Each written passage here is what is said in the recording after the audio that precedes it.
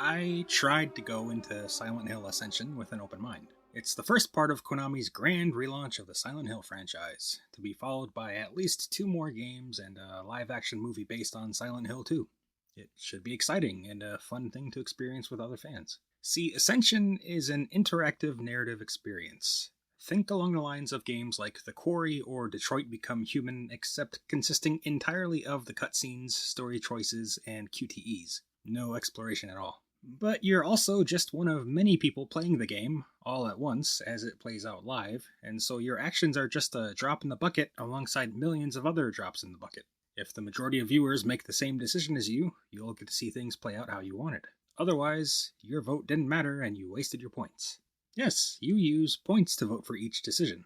And while every new Ascension account starts with some points, more points can be bought by purchasing them with real money. And each person can seemingly dump as many points as they want into each decision, meaning those who spend the most money hold the most influence over this whole experience. Does that sound fun to you? Genuine question.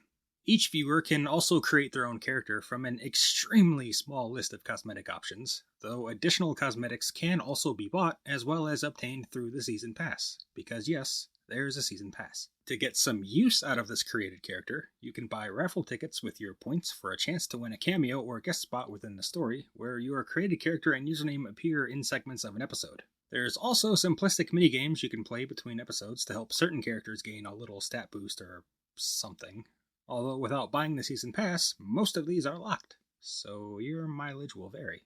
As for the experience itself, it really does look about on par with Supermassive's Dark Picture Anthology, meaning the visuals oscillate between uncanny and just generally wonky. But the visuals are passable. The actual plot, however, in spite of a surprising number of monster appearances and chase sequences in the premiere episode, was just dull, lacking tension or any real cohesion between scenes. On top of that, it just features a generic cult and some family drama so far. Can't really say whether it was good or bad because really there just wasn't much to latch onto. And as for the QTEs and action scenes, they're free to do, but succeeding in them is barely worth the effort.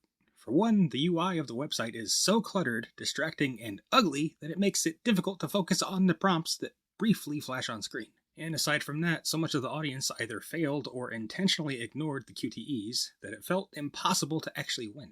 Not that winning seemed to matter anyway, as the audience collectively failed a chase scene featuring multiple monsters, only to then watch the featured character casually walk out of the area as if nothing was wrong. And so, at least in this premiere, the action scenes lacked urgency. You'd have to stick with it a bit longer to really judge the overall experience, and this sucker is going to have a new scene every day for the next 6 months. That's too much of a commitment for me. I don't know, man. What do you guys think? As for me, I'm not really clicking with it, and I can't really say I recommend it. I'm baffled, and I hope to see you next time. Bye.